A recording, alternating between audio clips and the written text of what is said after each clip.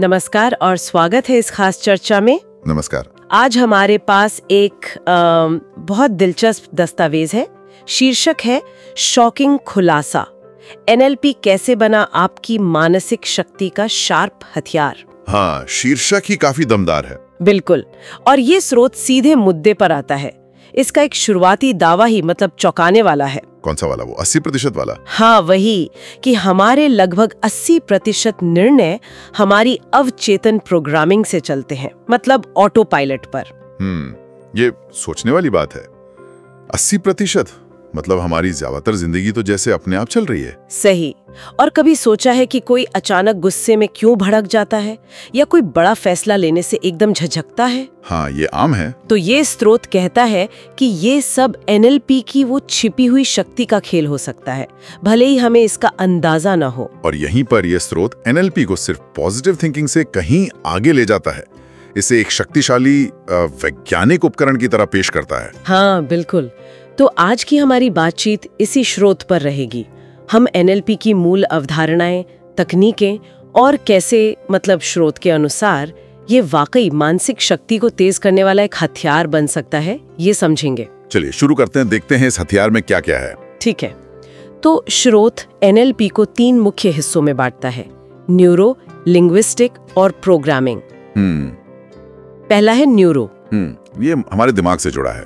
हमारे न्यूरॉन्स, हमारी नसें, कैसे हमारी सोच, भावनाएं, हमारा व्यवहार सब कंट्रोल होता है। हाँ, मतलब हमारा पूरा नर्वस सिस्टम कैसे अनुभवों को लेता है, प्रोसेस करता है और फिर उन्हें यादों की तरह स्टोर करता है। बिल्कुल। स्रोत में एक अच्छा उदाहरण भी है। जैसे किसी पुरानी छुट्टी की अच्छी याद आती है, हाँ, तो वो न्यूरॉन्स फिर से सक्रिय हो जाते हैं।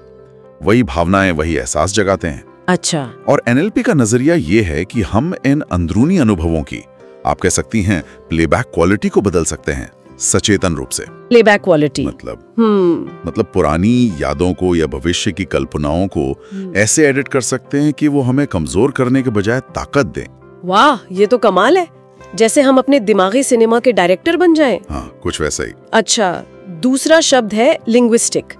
ये सिर्फ शब्दों के बारे में नहीं है ना? नहीं, बिल्कुल नहीं। इसमें शब्द तो हैं ही, पर साथ में हमारे बात करने का ढंग, हमारी आवाज का उतार चढ़ाव, हमारी बॉडी लैंग्वेज, पूरा कम्युनिकेशन पैकेज। हाँ, पूरा पैकेज। स्रोत में वो बच्चे और स्पोर्ट्स क्लास वाला उदाहरण था। हाँ, याद है। अगर कोई रूखेपन से कहे स्पोर्ट्स क्लास मत छोड़ना, तो उसका असर अलग होता है। बिल्कुल अलग, दबाव महसूस होता है।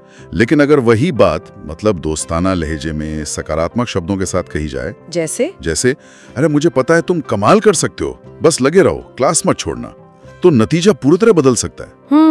बात तो वही है, पर कहने का तरीका सब कुछ बदल देता है। लिंग्विस्टिक इसी बारीकी पर जोर देता है। भाषा सिर्फ जानकारी नहीं देती, वो विचारों को गढ़ती है और दूसरों पर गहरा असर डालती है। और इसमें अशाब्दिक संकेत भी शामिल है ना? चेहरे के भाव, हाव भाव। हाँ, वो भी उतने ही महत्वपूर्ण हैं। ठीक है। और तीसरा शब्द है प्रोग्रामिंग। ये थोड़ा टेक्निकल लगता है, कंप्यूटर कोडिंग जैसा। हाँ, सुनने में वैसा लगता है, पर स्रोत इसे समझाता है कि ये दिमाग में नए फायदेमंद पैटर्न या आदतें डालने के लिए स्टेप बाय स्टेप निर्देशों का एक सेट है।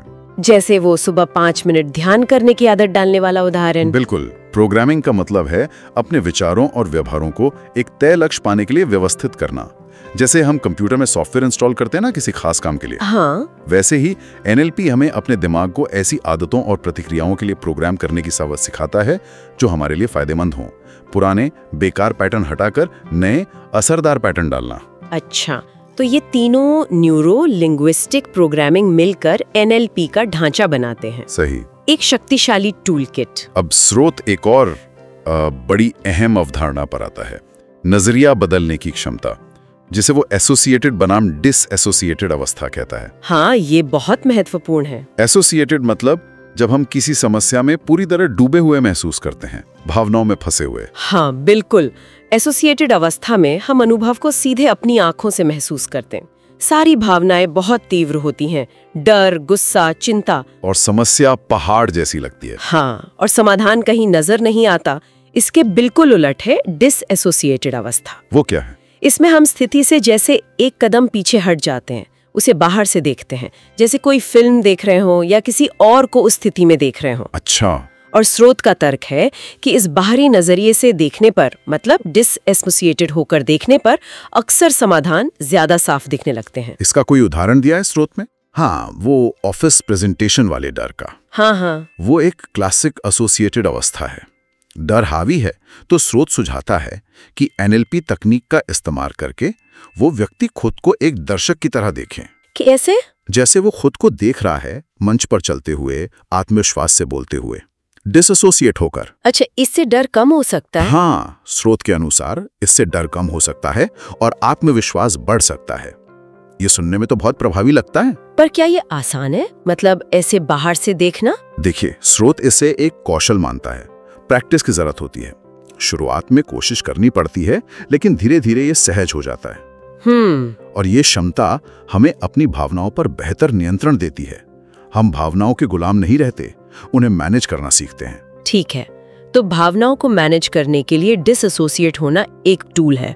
अच्छा, अब स्रोत एनएलपी के पहले और शायद सबसे बुनियादी स्तंभ पर आता है, मैं जिम्मेदार हूँ। हाँ, ये नींव है। ये उसके बिल्कुल उलट है जो हम अक्सर करते हैं, अपनी मुश्किलों के लिए दूसरों को या हालात को दोष देना। जैसे लोग कहते हैं मौसम खराब है इसलिए मेरी तबीयत ठीक नहीं है। बिल्कुल। और यहीं पर एनएलपी एक बड़ा बदलाव लाता है।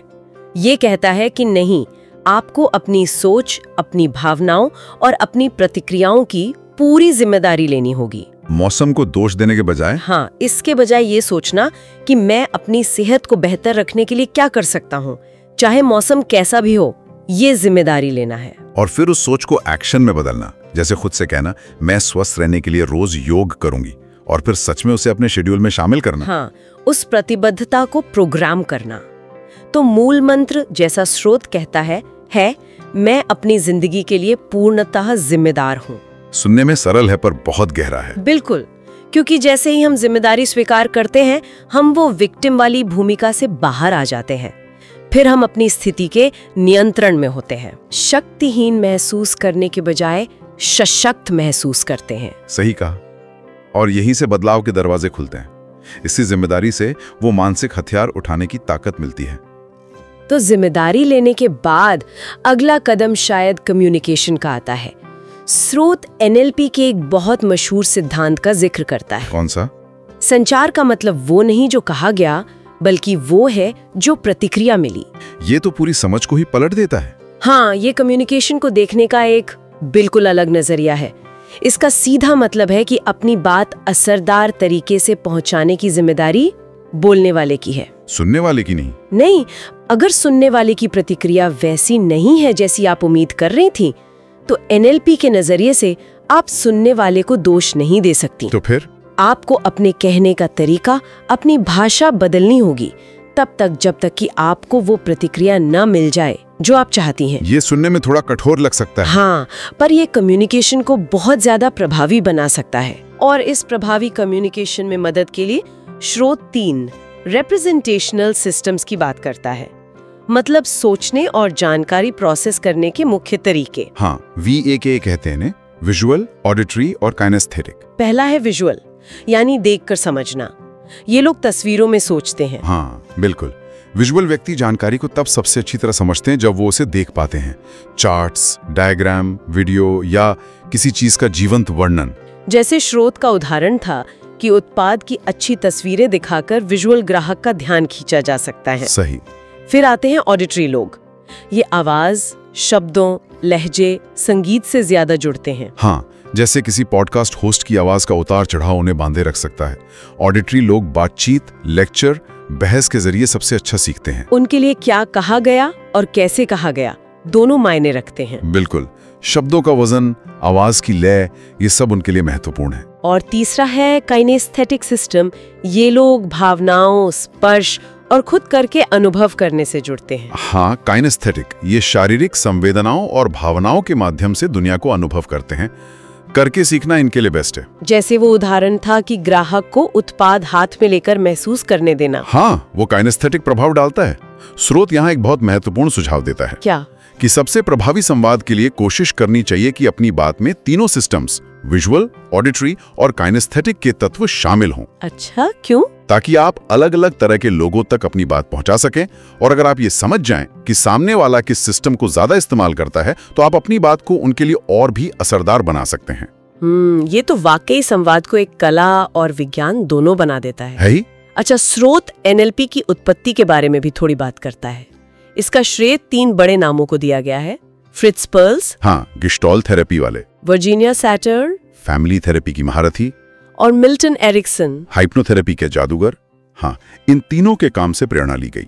और फिर 1970 के दशक में रिचर्ड बैंडलर और जॉन ग्राइंडर ने इनके काम करने के तरीकों को स्टडी किया। हाँ, उन्होंने ये समझने की कोशिश की कि ये लोग इतने कामयाब क्यों थे, क्या पैटर्न थे उनके काम में, और उन्हें वो पैटर्न मिले। हाँ, उन्होंने पाया कि भले ही तरीके अलग थे, पर उनकी सफलता के पीछे कुछ खास संरचनाएं और तकनीकें थीं जो बार बार काम कर रही थीं।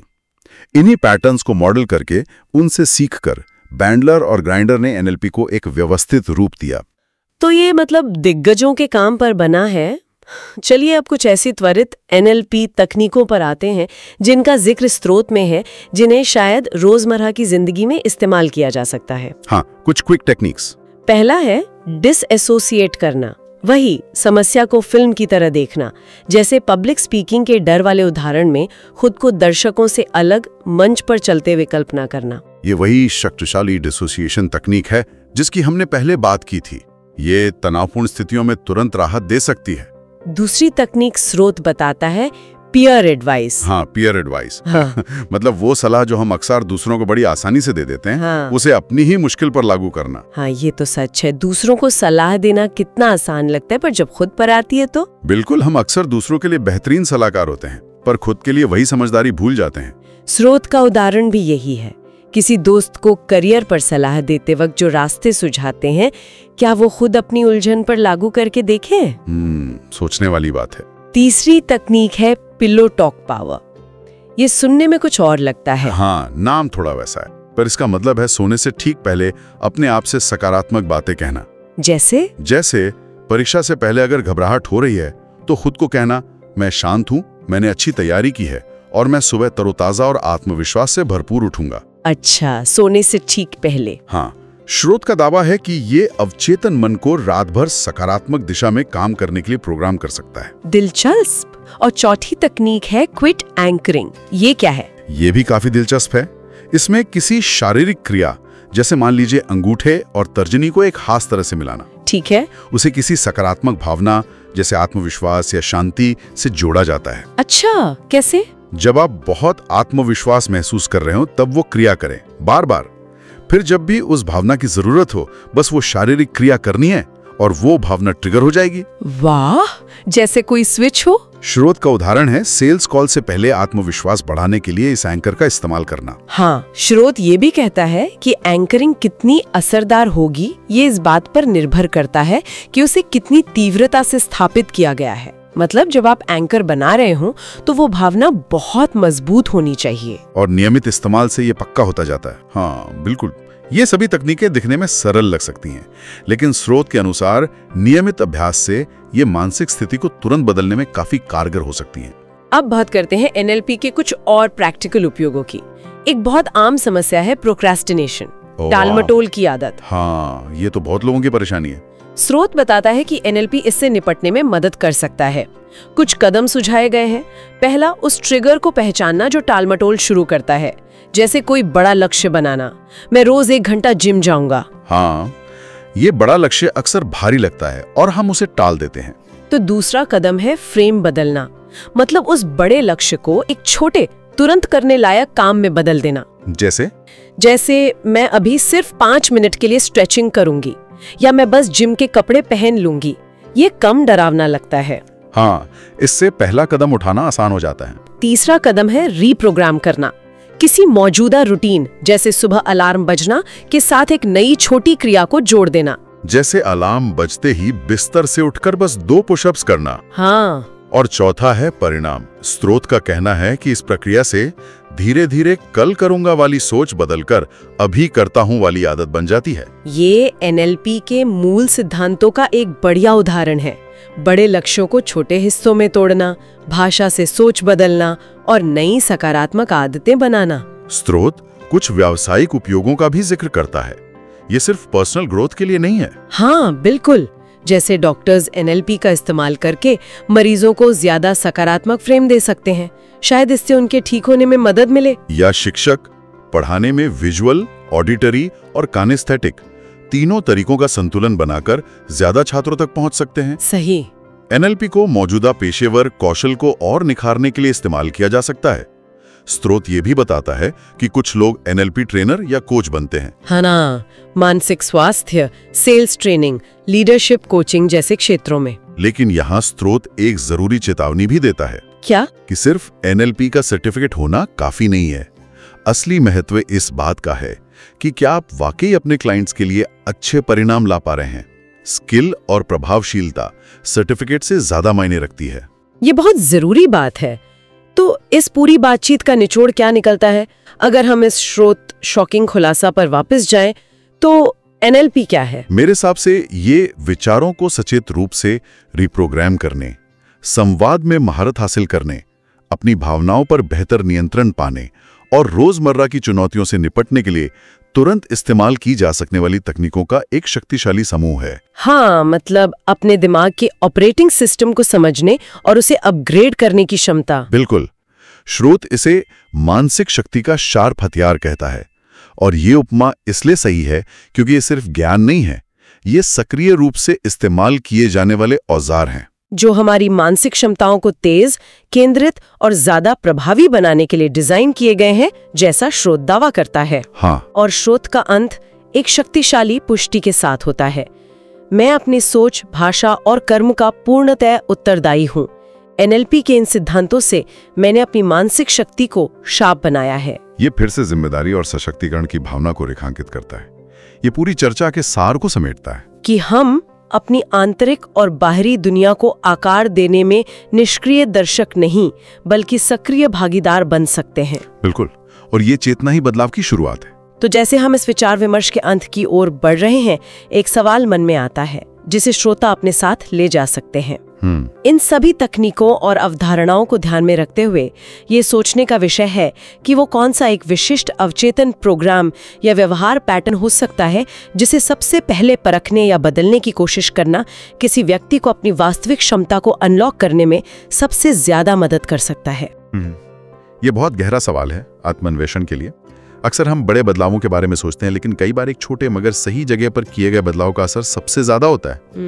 ये पहचानना कि वो एक चीज क्या है जिसे बदलने से सबसे बड़ा डोमिनो इफेक्ट शुरू हो सकता है, ये व्यक्तिगत विकास की यात्रा में एक निर्णायक मोड़ साबित हो सकता है।